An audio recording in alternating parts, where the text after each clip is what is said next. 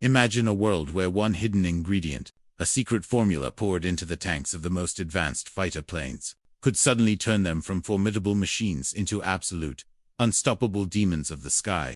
A world where an enemy, convinced they had the upper hand, was left utterly bewildered, watching their vaunted air power crumble against a foe that seemed to defy the laws of physics. Because that's precisely what happened in the skies over Europe during World War II.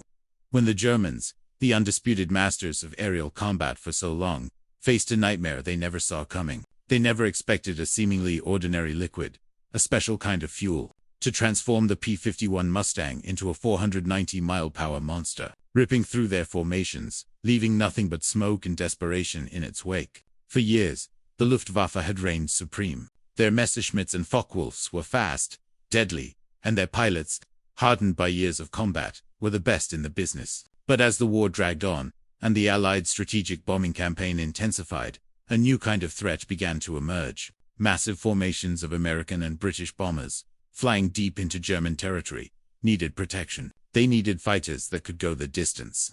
Fighters that could match and even surpass the speed and agility of the German interceptors. And for a long time, such a fighter seemed like a pipe dream. The early Allied escorts simply couldn't keep up, forcing the bombers to face the terrifying gauntlet of German flak and fighter attacks alone, deep behind enemy lines. The losses were catastrophic, unsustainable. Something had to change, and fast.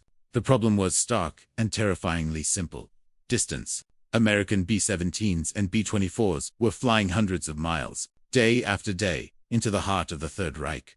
Their original escorts, like the P-47 Thunderbolt and the early P-38 Lightning, were powerful, rugged aircraft. But their range was limited. They could only accompany the bombers for a portion of the journey, leaving the vulnerable giants to fend for themselves during the most dangerous legs of their missions. The German fighter pilots knew this, and they exploited it mercilessly. They would wait, patiently, for the Allied fighters to turn back, their fuel tanks running low, before pouncing on the unescorted bomber streams with a terrifying ferocity. The skies would fill with explosions, parachutes, and the debris of shattered aircraft.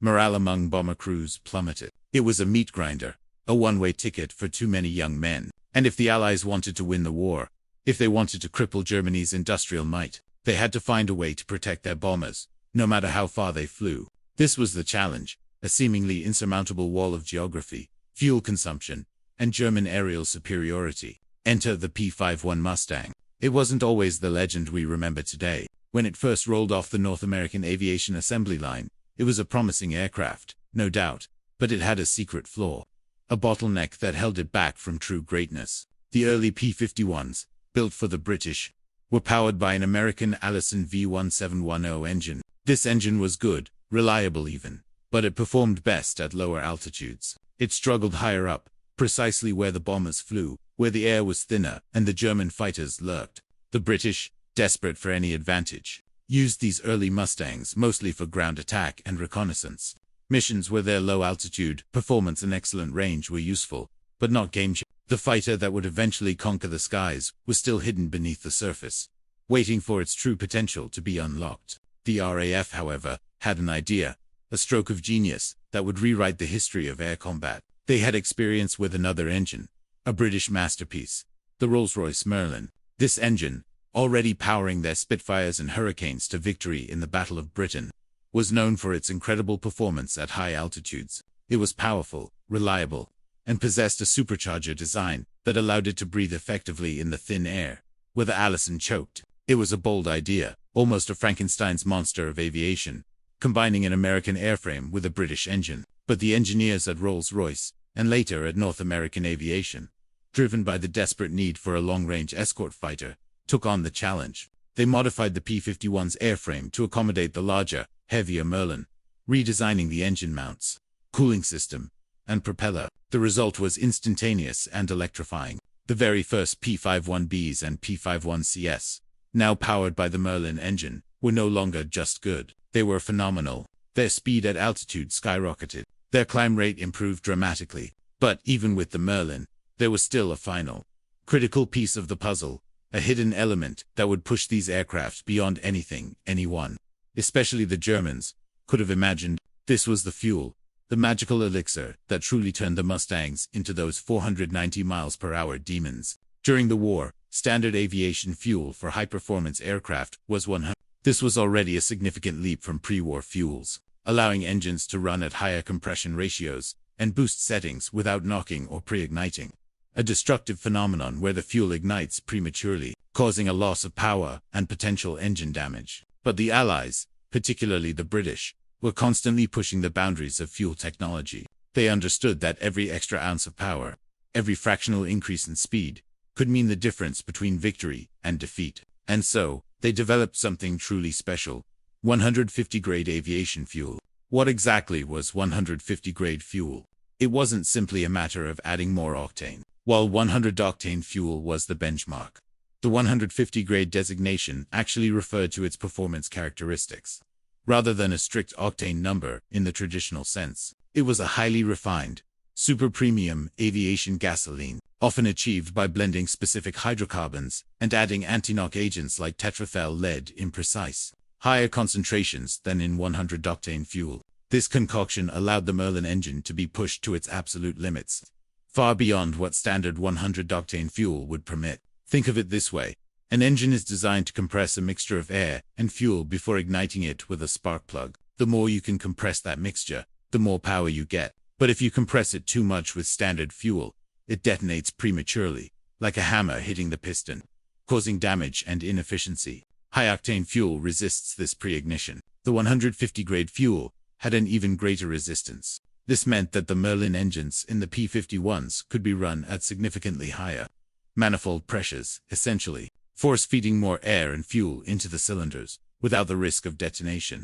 This translated directly into a massive increase in horsepower, especially at the critical altitudes where air combat took place. The engineers, the mechanics, and most importantly, the pilots, quickly learned what this meant. With 150-grade fuel, the Merlin engine, already a powerhouse, could deliver an astonishing amount of additional boost. We're talking about an increase in power that could be felt in the seat of your pants. A P-51 running on 100-octane was fast, but a P-51 running on 150-grade fuel was a different beast altogether. Its top speed, especially in a dive or with boost engaged, could touch that mythical 490 miles per hour mark, sometimes even more. Its climb rate was ferocious. It could accelerate out of trouble or into an attack with an urgency that left other fighters trailing behind. This wasn't just a marginal improvement. It was a qualitative leap. The P-51, with its long range and now its incredible speed and altitude performance, became the ultimate long-range escort fighter. It could fly with the bombers all the way to their targets deep inside Germany, engage the German interceptors, and then fly all the way back. And when it met those German interceptors, the Mustang had an advantage that no other Allied fighter had possessed consistently: superior speed. Imagine being a German pilot in a Messerschmitt Bf 109 or a Focke-Wulf FW 190.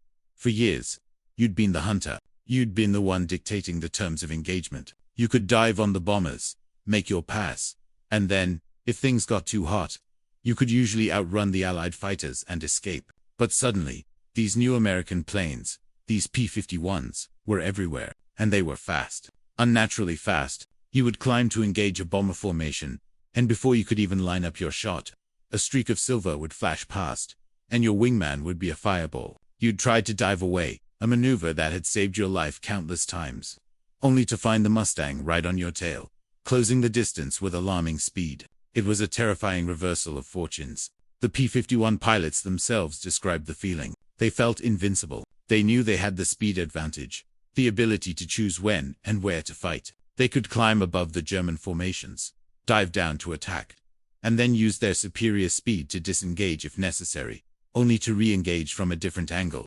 This wasn't just about raw speed. It was about tactical flexibility. It allowed the P-51 pilots to aggressively hunt down German fighters, not just defend the bombers. It completely shifted the paradigm of air combat over Europe. The Germans simply didn't have an equivalent. Their own high-octane fuels, while advanced, couldn't match the performance of the Allied 150. More importantly, their engines, while excellent, weren't designed to exploit such high-performance fuel in the same way the Merlin was. They were constantly playing catch-up, trying to develop new aircraft or modify existing ones to counter the P-51. But by the time they did, the technological gap had often widened further. It was a brutal, asymmetric arms race, won largely by the Allied advantage in fuel and engine technology. The impact of the 150-grade fuel wasn't just on individual dogfights, it was strategic. It meant that the 8th Air Force could finally unleash its full bombing power without crippling losses. Missions that were once suicidal became survivable. The P-51s, fueled by this potent brew, cleared the skies of the Luftwaffe, allowing the bombers to pound German factories, oil refineries, and transportation networks with increasing impunity. One of the most critical turning points, where the P-51's capabilities truly shone, was during Big Week in February 1944, officially known as Operation Argument. This was a series of massive, coordinated bombing raids targeting Germany's aircraft production centers. The goal was to destroy the Luftwaffe in the air and on the ground, paving the way for the D-Day invasion. Before Big Week, the P-51 was still a relatively new player, but its numbers were growing. During this week, hundreds of P-51s, many of them roaring on 150-grade fuel, flew deep into Germany, protecting the bomber streams. The air battles were ferocious, some of the largest of the war, but the Mustangs, with their unprecedented range and speed, met the German interceptors head. They didn't just fend them off, they decimated them. German fighter losses during Big Week were catastrophic and irreplaceable. The Luftwaffe, already stretched thin, never truly recovered its strength after this period. The P-51, powered by its special fuel, had broken the back of German air superiority. The psychological impact on both sides was immense. For the Allied pilots, flying the P-51 with 150-grade fuel gave them an almost supernatural confidence. They knew they had an edge, a secret weapon that made them faster, more maneuverable, and more powerful than anything the Germans could throw at them. This confidence translated into aggressive tactics, a willingness to hunt down the enemy, and a sense of mastery over the skies. They weren't just escorts anymore. They were predators. Stories abound of P-51 pilots diving through bomber formations to engage German fighters far below. Knowing they had the speed and power to climb back up and rejoin their charges, they could chase a German fighter almost to the ground. Knowing their superior acceleration would allow them to dictate the engagement. For the German pilots, it was a descent into despair. They watched their comrades fall, unable to understand how these American fighters, which just months before had been manageable, were now so incredibly fast. They reported P-51s appearing out of nowhere, closing distances at incredible rates, and disappearing just as quickly. The morale of the Luftwaffe, once sky-high, began to crack under the relentless pressure. They were fighting a losing battle, not just against superior numbers, but against superior technology. A technology they couldn't replicate. The skies over Germany, once their domain, became a hunting ground for the Mustangs. This wasn't just about one magical fuel type, of course. It was a combination of factors. The brilliant airframe design of the P-51, the genius of the Rolls-Royce Merlin engine, the bravery and skill of the Allied pilots, and the strategic vision of the commanders. But the 150-grade fuel was the multiplier. The accelerant that pushed an already excellent aircraft into the realm of the truly legendary. Without that fuel, the Merlin, as good as it was, couldn't have delivered its full potential. Without that fuel, the P-51 might have been just another very good fighter, but not the undisputed king of the skies that it became. The production and supply of this specialized fuel were logistical marvels in themselves. Refineries across the Allied world, particularly in the United States and Britain, worked tirelessly to produce the vast quantities of 100-octane. Increasingly, the even more complex 150-grade fuel. It required specific crude oil feedstocks, advanced refining processes, and a highly coordinated distribution network to ensure that every P-51, every Spitfire, every Mosquito that needed it, received this precious liquid. The sheer scale of this operation, often overlooked, was a testament to the industrial might and scientific ingenuity of the Allied war effort. The story of the P-51 and its 150-grade fuel is a powerful reminder that victory in war often hinges on unexpected advantages, on the relentless pursuit of technological superiority, and on the willingness to innovate in the face of desperate circumstances. The Germans, with their initial lead in aviation technology, rested on their laurels for too long. They underestimated the Allied capacity for rapid development and adaptation. They certainly never anticipated that a specialized blend of hydrocarbons, poured into the fuel tanks of a sleek, silver fighter, would become one of the most decisive factors in their ultimate defeat in the air. In the end, the P-51 Mustang, powered by its potent, high-octane blood, didn't just escort bombers. It destroyed the Luftwaffe's ability to defend the Reich. It turned the tide of the air war, paved the way for DID, and ensured Allied air superiority until the very end. The scream of its Merlin engine, supercharged by that special fuel, became the sound of impending doom for German pilots and a beacon of hope for bomber crews. It was a technological marvel, yes, but it was that secret ingredient, that 150-grade fuel, that truly unleashed the demon within, forever changing the face of aerial combat. If you found this deep dive into the hidden power behind the P-51 fascinating, make sure to check out our next video for another untold story from World War II. It was a technological marvel, yes, but it was that secret ingredient, that 150-grade fuel, that truly unleashed the demon within, forever changing the face of aerial combat. To really grasp the magic of this fuel, we have to understand a bit about what makes an engine tick. In a piston engine, like the mighty Merlin, a mixture of air and fuel is sucked into a cylinder, compressed by a piston, and then ignited by a spark plug. This controlled explosion pushes the piston down, turning the crankshaft and making the propeller spin. Simple enough, right? But here's the catch. If that air-fuel mixture ignites before the spark plug fires, it's called pre-ignition or knocking. This isn't just inefficient. It's like tiny little hammers smashing against your engine parts, causing severe damage, loss of power, and potentially catastrophic failure. Standard 100-octane fuel was great because it resisted this knocking. It allowed engineers to design engines with higher compression ratios and use more boost from superchargers, which are basically air pumps that force more air into the engine, making it more powerful. But 150-grade fuel was a whole different beast. It wasn't just more octane in a simple linear way. The 150 grade was a performance rating, indicating that it could withstand even greater compression and boost pressures without knocking. This was achieved through a complex blend of hydrocarbons and, crucially, a higher concentration of anti-knock agents, PRIMARILY tetretho, lead tel, along with scavengers like ethylene dibromide, to prevent lead deposits. Imagine a Merlin engine, already a finely tuned instrument of war, designed to operate at incredibly high pressures and temperatures. With 100-octane fuel, it could produce, say, 1,500 horsepower at a certain altitude. But with 150-grade fuel, those same engineers could push the engine further, increasing the manifold pressure to unprecedented levels. This meant cramming even more air and fuel into each cylinder, leading to a much more powerful explosion. This wasn't a small bump in power. It was a significant leap. We're talking about an additional 200 to 400 horsepower, sometimes even more, depending on the specific Merlin variant and altitude. This extra power translated directly into those astonishing speed figures, those incredible climb rates, and that decisive edge in a dogfight.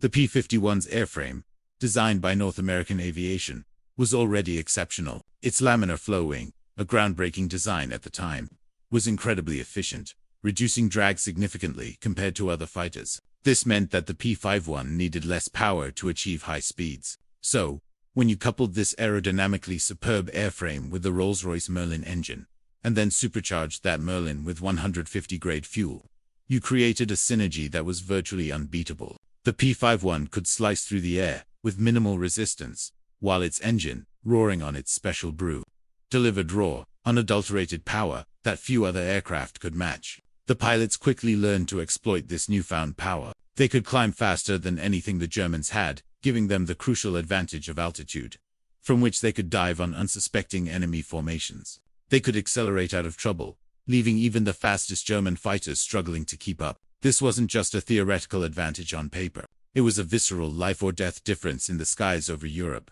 Pilots spoke of the Merlin's roar when the throttle was pushed forward, of the incredible surge of acceleration that pinned them back in their seats. This wasn't just a plane. It was an extension of their will, a machine that obeyed their every command with demonic speed and power. Let's put ourselves in the cockpit of a P-51 Mustang, somewhere high above Germany in 1944. You're flying escort for a formation of B-17s, a silver stream stretching for miles. Suddenly, the radio crackles. Bogies at 12 o'clock high. German Focke-Wulf, FW-190s, the Butcherbirds, are diving, their radial engines spitting smoke, their cannon flashing. Before the P-51, this was the moment of dread for bomber crews. But now, you, in your Mustang, have the advantage. You push the throttle, feel the surge of the Merlin, the extra boost from that precious 150-grade fuel kicking in. Your P-51 leaps forward, leaving the bombers behind in a blur. You climb easily, gaining altitude, positioning yourself above the diving FW-190s. The German pilots, still focused on the bombers, haven't seen you. You roll your P-51, nose down, and dive. A literal demon falling from the sky. The airspeed indicator climbs 400, 450, 480 miles per hour.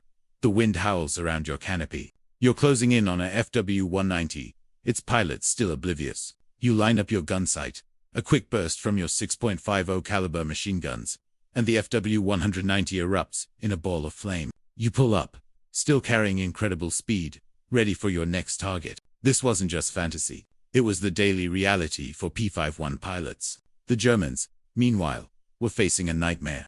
Their intelligence reports were filled with increasingly desperate accounts of these new American fighters. They called them Silbervögel, Silverbirds, and they couldn't comprehend their performance. German pilots, veterans of countless engagements, were bewildered. They would engage a Mustang, try their usual tactic of a high-speed dive and escape, only to find the P-51 matching their dive, then out-accelerating them on the pullout. Their Messerschmitt Bf-109s and Focke-Wulf FW-190s, while excellent aircraft, simply couldn't compete with the Merlin-powered P-51, running on 150-grade fuel. The performance gap was too wide, especially at the higher altitudes where the air was thin, and the Merlin truly excelled. German engineers tried to counter this.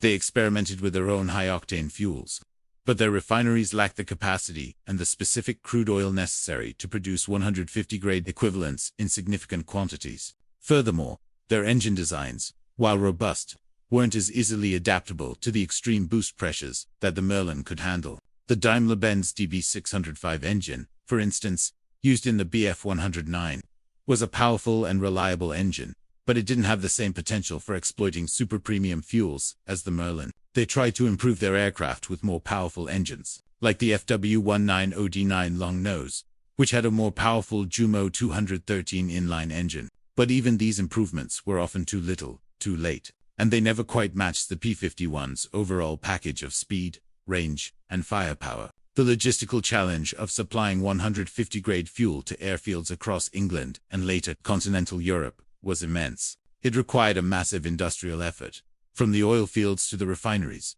and then a vast network of tankers, trains, and pipelines to get the fuel to the front lines. But the Allies understood the strategic importance of this fuel. They prioritized its production and distribution, ensuring that their most advanced fighters always had the best possible performance. This was a testament to the comprehensive nature of the Allied war effort, where scientific innovation, industrial capacity, and logistical prowess all combined to create an unstoppable force. The big week in February 1944 was a pivotal moment, but the P-51's dominance continued to grow throughout the spring and summer of that year, culminating in the complete obliteration of the Luftwaffe as an effective fighting force. By the time of D-Day, in June 1944, the skies over the invasion beaches were virtually clear of German fighters. The P-51s, along with other Allied fighters, had achieved air superiority, a crucial prerequisite for the success of the Normandy landings. This wasn't just about protecting bombers anymore. It was about destroying the enemy's air force,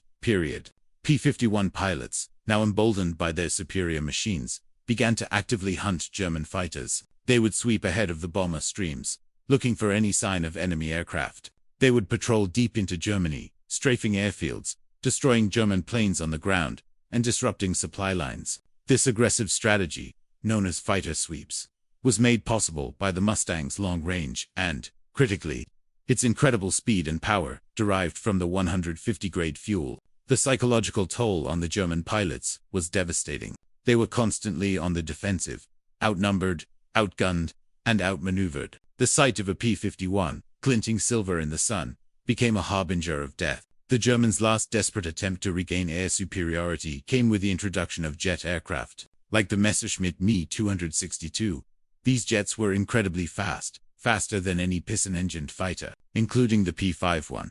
But they were introduced too late, and in too few numbers to make a decisive difference. Even then, the P-51s, with their superior maneuverability at lower speeds, and their ability to operate from forward airfields closer to the front lines, proved to be effective adversaries. They would often catch the Me-262s during their vulnerable takeoff and landing phases, or swarm them in numbers. The P-51's sustained high-altitude performance and range meant they could maintain, pressure even on these advanced threats. The 150-grade fuel, therefore, wasn't just a combat enhancer. It was a strategic weapon. It allowed the Allies to execute a relentless bombing campaign that systematically dismantled Germany's war machine. It cleared the skies for ground operations, ensuring that Allied troops on the ground faced minimal air opposition. It broke the spirit of the Luftwaffe, turning their once proud pilots into a demoralized and decimated force. This hidden advantage, this secret formula in the fuel tanks, was a game-changer.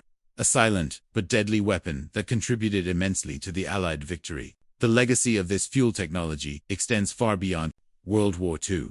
The research and development that went into creating these super-premium aviation gasolines laid the groundwork for advancements in jet fuel and high-performance automotive fuels. The understanding of anti-knock properties and engine design, pushed to its limits by the demands of wartime aviation, continued to evolve, influencing everything from commercial airliners to modern racing cars. It showed the world what was possible when science, engineering, and a desperate need for victory combined. So, when you think about the P-51 Mustang, that iconic silver streak soaring through the European skies, remember that its legendary performance wasn't just about its sleek design or its powerful engine. It was also, fundamentally, about what was flowing through its veins. A revolutionary fuel that unleashed its full, incredible potential, turning it into the 490 miles per hour demon that haunted the dreams of German pilots and helped win the war. It's a testament to how seemingly small technical details can have the most profound and far-reaching impacts on the grand stage of history. If you want to uncover more of these incredible, untold stories from history, don't forget to hit that subscribe button. It's a testament to how seemingly small technical details can have the most profound and far-reaching impacts on the grand stage of history. To truly appreciate the German perspective, imagine the frustration. For years, they'd been at the forefront of aviation technology. They developed the first operational jet fighter, the Me-262, and the first rocket-powered interceptor, the Me-163 Comet. Their piston-engined fighters, the Bf-109 and Fw-190, were among the best in the world when the war started, formidable and feared. Their pilots were highly trained and battle. They had every reason to believe they could maintain air superiority, especially over their own homeland. Then came the P-51, and with it, a creeping dread. Initial encounters with the Merlin-powered Mustangs were puzzling. German pilots reported facing a fighter that was not only fast but could also climb incredibly well, often seeming to appear out of nowhere at high altitudes. The reports became more frequent, more alarming. They couldn't outrun them, they couldn't always outclimb them, and they certainly couldn't outmaneuver them if the P-51 pilot chose to extend the fight. It was a technological blind spot they simply hadn't anticipated. Their own high-octane fuels, while good, didn't offer the same performance boost. The German fuel industry, already under immense pressure from Allied bombing and resource shortages, simply couldn't divert the necessary resources or develop the complex refining processes required for a 150-grade equivalent. This wasn't just about a lack of specific fuel, it was indicative of a broader strategic failure. While the Germans focused on radical, groundbreaking designs, often brilliant but complex and slow to produce, the Allies pursued a more pragmatic approach, taking existing, proven designs and incrementally improving them, pushing every boundary of performance. The P-51, originally designed in just 120 days, was a prime example of this. It was a good airframe that became great with the right engine, and then truly unstoppable with the right fuel. This relentless, incremental improvement, fueled by scientific cooperation between the US and Britain, gave the Allies an advantage that the Germans, despite their initial technological lead, could not overcome. The impact of the P-51 on German morale cannot be overstated. Fighter pilots are a special breed, often possessing a strong sense of individual skill and superiority.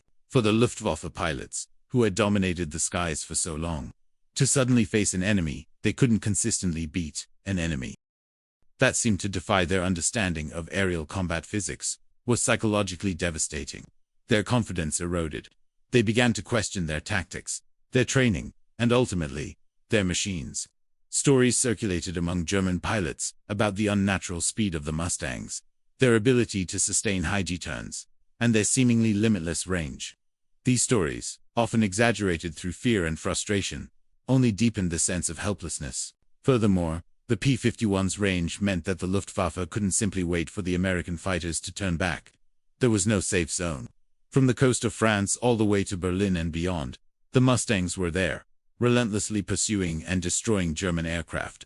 This forced the Luftwaffe to commit their precious fighter resources closer and closer to the front lines, engaging in costly attrition battles over their own territory. Their experienced pilots, already a dwindling resource, were being shot down at an unsustainable rate, with inadequate training programs to replace them. The pilot shortage, combined with the lack of high-performance aircraft and fuel, created a vicious cycle of decline. The strategic consequences were enormous. The Allied air superiority, largely achieved by the P-51, meant that the strategic bombing campaign could proceed with devastating effectiveness. Factories, oil refineries, railway yards, the very arteries of the German war economy, were hammered day after day. The Luftwaffe, unable to defend these vital targets, watched helplessly as their nation's industrial capacity was systematically destroyed. This had a direct impact on the German war machine, reducing their ability to produce tanks, artillery, and even more aircraft. Consider the German oil industry, a prime target for Allied bombers. The destruction of synthetic oil plants and refineries meant a critical shortage of fuel for their tanks, trucks, and, crucially, their aircraft. Even if the Germans had been able to produce a 150-grade fuel, they wouldn't have had enough crude oil, or the capacity to refine it, to make a difference. The Allied bombing campaign, protected by the P-51s, effectively strangled the German war effort from the air, long before ground troops could reach many of these key targets. The P-51 Mustang wasn't just a fighter, it was a symbol. For the Allies, it represented hope, protection, and eventually, victory. For the Germans, it became a symbol of their impending doom in the skies. It was the aircraft that broke the back of the Luftwaffe, that allowed the relentless bombing of Germany, and that ultimately helped pave the way for the ground invasion of Europe. And all of this was amplified, pushed to its zenith, by that secret ingredient, the 150-grade fuel that turned an already excellent machine into an absolute demon of the air. This story is a powerful testament to how interconnected different aspects of warfare truly are. It wasn't just about the pilot, the plane, or even the engine. It was about the synergy of all these elements, plus the unseen but vital role of logistics, industrial capacity, and scientific innovation, right down to the precise chemical composition of the fuel. The Allied mastery of this complex ecosystem of warfare is what ultimately gave them the decisive edge. They understood that victory wasn't just about grand strategies or heroic acts. It was also about optimizing every single component, no matter how small or seemingly insignificant, to gain even the slightest advantage. And in the high-stakes game of aerial combat, that slight advantage, amplified by 150-grade fuel, became the difference between survival and oblivion. If you are as fascinated by these hidden layers of history as we are, then you'll definitely want to subscribe to our channel for more deep dives into the untold stories of World War II.